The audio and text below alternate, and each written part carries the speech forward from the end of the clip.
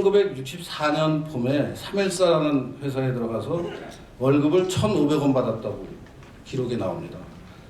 그 다음에 그로부터 1년이 지나서 그 1년 이제 올라가죠. 미싱보조로 올라가는데 1년이고 미싱보조로 전태일은 1년 만에 올라가서 314에서 1965년에 3,000원을 받았다는 기록이 나옵니다. 그 다음에 미싱보조에서 다시 미싱사로 1년 만에 올라가고 66년 가을에 통일사라는 회사를 옮겨서 7,000원을 받는다고 기록이 나옵니다. 그러던 전태일이 미싱사가 되고 나서 보니까 이 평화시장에서는 재단사가 중요하다는 걸 알고 재단사가 되기 위해서 미싱사가 받던 월급 7,000원보다 반도 안 되는 3,000원짜리 재단 보조로 넘어갑니다.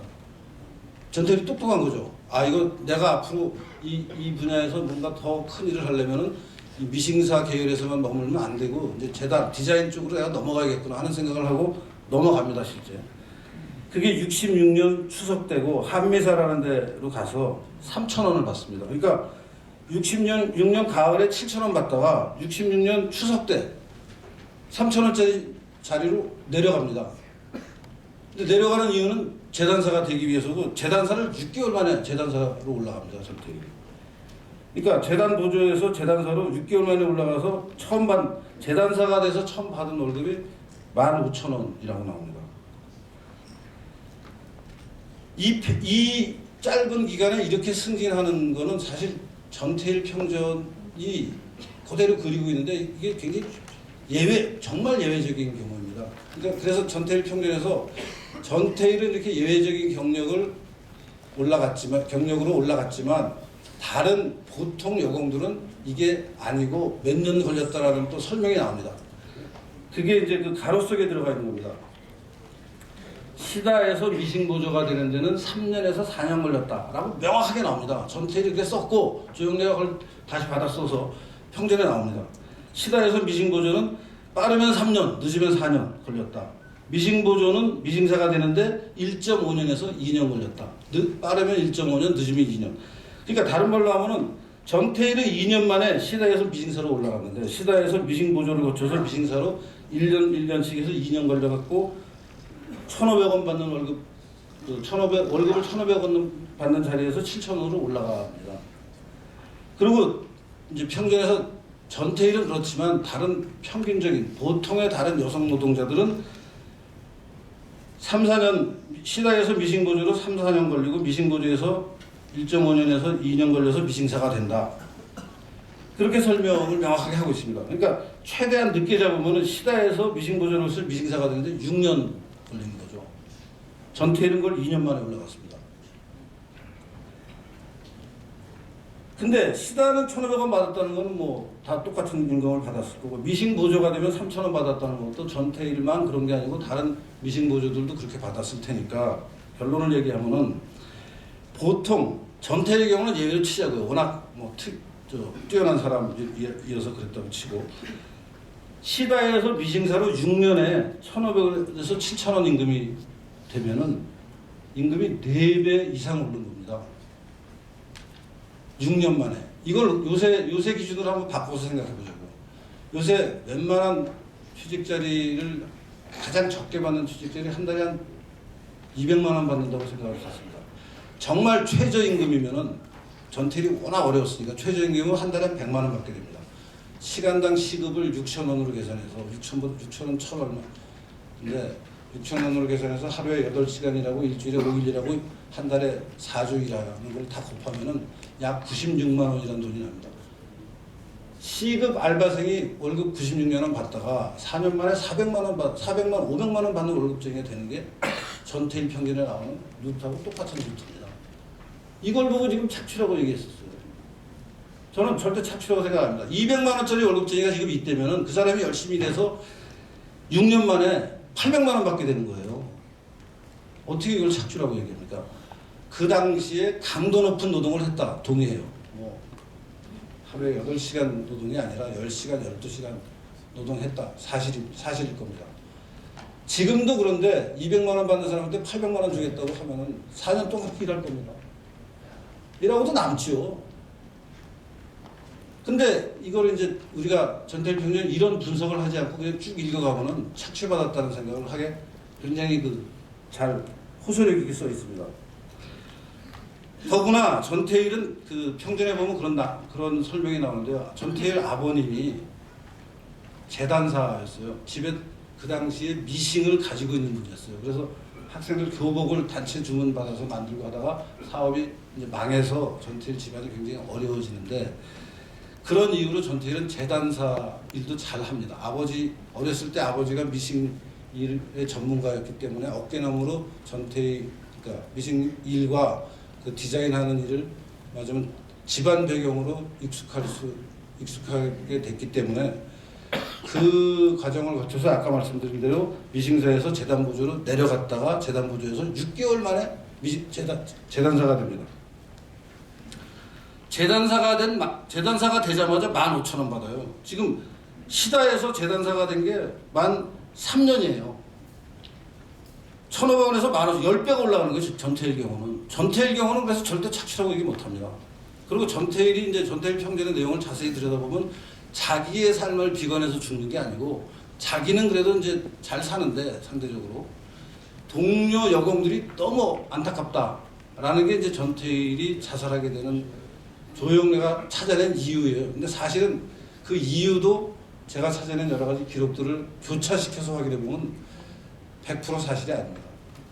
조영래 변호사가 쓴 전태일 평전은 전태일이 정말 그런 순수하게 동료 여공들이 너무나 힘들게 살아서 그 사람들의 생활을 개선시켜 보려고 뭐 여러 가지 노력을 하고 뭐 삼동회라는 노동운동 조직을 만들어서 여러 가지 노력을 하는데, 이 사업주가 전혀 거기에 신경을 안 쓰고 해서 마지막 수단으로 내가 죽음이라는 이 아주 극단적인 선택을 할 수밖에 없다라는 게 이제 평전의 기록이라, 그 대목을 읽고 많은 학생들이 노동자들을 위해서 내가 내 일생을 바쳐야겠다 그러면서 이제 노동운동으로 뛰어들어갔는데, 지금 이 전태일의 그 삶이 이제 그렇게 해서 기록으로 정리가 되는 듯 했으나, 그러고 나서 다른 많은 기록들이 나옵니다. 그래서 다른 많은 기록 중에 몇 개 제가 뭐 명확한 그 소스는 제가 작년 2016년 12월 월간조선 12월호에 제가 그 부분에 관한 기록을 다 써놨는데요.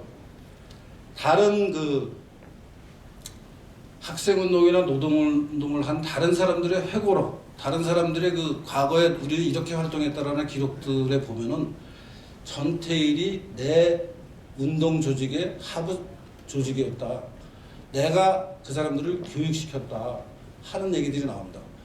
조영래가 쓴 전태일 평전에는 그런 얘기가 전혀 안 나옵니다. 전태일이 스스로 동료 청계천 그 노동자들과 스스로 노동운동을 했다라고만 나오는데, 사실은 학생운동 출신의 노동운동가들이 우리가 전태일을 관리했다라는 표현으로 여러 군데 기록이 나옵니다. 그러니까 말하자면 전태일의 분신은 스스로 결정한 게 아니고 노동운동 세력이 침투해서 전태일을 설득하고 포섭한 거예요. 그래서 너 자살을 해야 될지도 모르겠다 라는 식으로 얘기를 했고, 그 얘기 때문에 자살한 거 아니냐 하는 의심을 할 수 있다라는 얘기를 제가 2016년 12월호 월간조선에 썼습니다. 그래서 그러니까 전태일 본인은 워낙 그 빠른 승진을 해서 자살할 이유가 없는 사람이다. 전태일 평전에 나오는 일반적인 노동자들의 그 당시 근로 경력 이동 패턴을 보면은 6년에 임금이 4배 이상 오르는 게 그 당시 그 상황이다. 그러면은 착취라고 얘기할 수 없는 거 아니냐 하는 게 이제 제 얘기고요. 이게 60년대 상황입니다. 근데 사실 이런 상황이 아시다시피 여러분 청계천 평화시장만이 아니고 구로공단이라는 그 당시에 구로공단은 주로 우리나라에서 만든 옷을 해외에 수출하는 역할을 했고, 청계천은 이제 내수시장을 맡는 역할을 했는데 양쪽에서 다 벌어집니다. 근데 구로공단은 일본에서 들어온 자본이 이제 대규모 그 봉제산업을 투자를 했기 때문에 청계천보다 상황이 좋죠. 그 구로공단 출신의 제일 유명한 사람이 아마 신경숙 작가일 겁니다. 그 신경숙 작가가 외딴방이라는 소설을 썼는데 그게 자기가 구로공단에서 일할 때 얘기를 가지고 그 소설을 썼습니다. 그래서 거기서 얼마나 힘들게 일했으며 또 뭐 크고 작은 자기들 그 공단 생활을 하면서 자기들이 겪었던 내적인 갈등 같은 것을 굉장히 소설로 잘 그려놨는데 지금 말씀드린 그 평화시장의 여공들이나 구로공단의 여공들이 평화시장에서 임금이 6년 동안 4배 올랐다면 구로공단은 그보다 더 많이 올랐어요. 많이 올랐지. 왜냐하면 외국 자본이 들어와서 공단을 조직적으로 관리하면서 야학도 거기는 제대로 만들어줬거든요. 많은 실업고등학교, 야학이 거기 상업고등학교 무슨 그런 야학들이 이제 구로공단에 많이 설치가 돼서 말하자면 평화시장보다 조건이 좋은 게 그 구로공단이었거든요. 그러니까 전태일은 물론이고 전태일이 걱정에 맞지 않았던 여공들, 평화시장이건 구로공단이건 착실하게 돈을 벌어서 그 여공들이 돈 벌어서 어떻게 썼는지는 여러분 그냥 너무나 많은 기록들이 나와 있습니다. 부모, 시골에 계신 부모님 생활비를 보태드리고 동생들, 오빠들 학비됐다 하는 얘기 다 아시잖아요. 착취당해서 찢어지게 가난하면 그런 일 못합니다. 부모한테 생활비를 어떻게 됩니까? 착취당해서 못합니다. 자기 먹고 살기도 바빠야 되는 거 아니에요. 그러니까 그런 모습은 비록 어렵게 살았다라는 사실에는 우리가 동의해야죠. 힘들게 노력했다. 근데 그 결과가 동생들의 학력을 올리고 시골에는 부모의 소득을 올리는 데 쓰였다. 이러면 계층의 상승인 거죠. 이게 신분의 상승이고 경제적 조건의 상승이고 절대 착취라고 얘기할 수 없는 거죠. 그리고 70년대에는 이제 아시다시피 중화학공업화가 발전을 했는데 그 많은 경우에 우리나라 노동자들은 이제 막스주의 경제학자들 혹은 뭐 사회학자들이 대부분 미리 따져보지 않고 전제하고 있는 가정 중에 하나가 우리나라는 노동자들의 기술 수준이 떨어졌다. 그래서 노동자들의 기술을 뭐 숙련이 없는 상태에서부터 반숙련 상태, 그래서 숙련이 스킬이 있는 상태 이렇게 이제 보통 그냥 크게 세 덩어리로 나누는데 70년대 중화공업화는 생각해 보시면은 스킬이 없는 노동자는 일할 수 없는 공장들입니다. 70년대 중화공업화의 배경에 방위산업이 있는 것은 잘 아시죠. 그러니까 남북 관계가 굉장히 긴장이 고조가 되고 미국은 우리나라에서 철수하려고 그러니까 박정희 대통령이 자주국방을 해야겠다. 그래서 자주국방을 하려면 무기를 만들어야 되는데 M16 자동화 소총부터 시작해서 탱크, 자주포, 잠수함, 군함 이런 것을 비행기, 군용 비행기 이런 것들을 우리 손으로 만들자.